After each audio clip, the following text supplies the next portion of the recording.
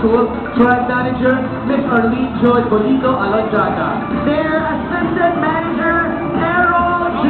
Villalobos. Choreographer, Alan J. Sausa.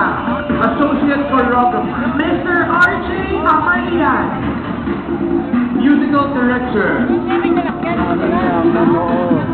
Mr. Gerald Heneblazo. and we also have Mr. Michael Apilanas and Mr. Edgardo Amor as the Artistic Director. There you go. So thank you very much, Tribo Ilonganon. Again, that Tribo Ilonganon is the last after the Tri-Terrain of Freedom Grandstand. Mga kanto na sila tungo sa sports complex. Yan isa-isa sila. Direksyon na kamoton and experience kung ano man ang maganda sa sports complex. Manang makamit sa ika Sherry Jordan sa highlights na, which is January 25. So see you all there.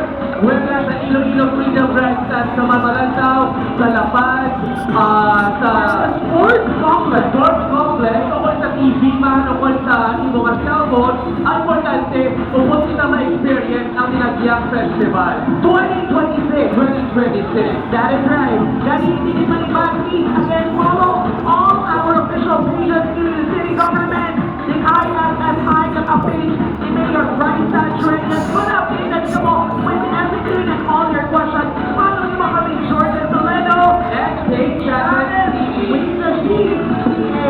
Yes. And there you have it, friends. Mga kasimama ko kailong ko ako mga bisita. This concludes the opening salvo of the Iloilo Dalagyang Festival 2026. This has been your host, my name is Jordan Toledo.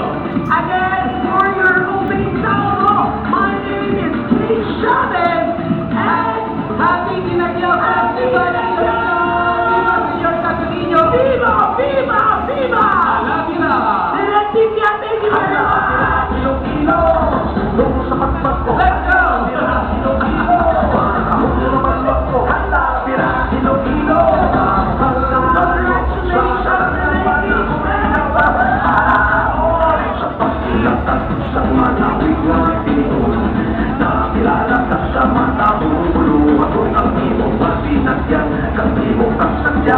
Padayon na pinapasitong na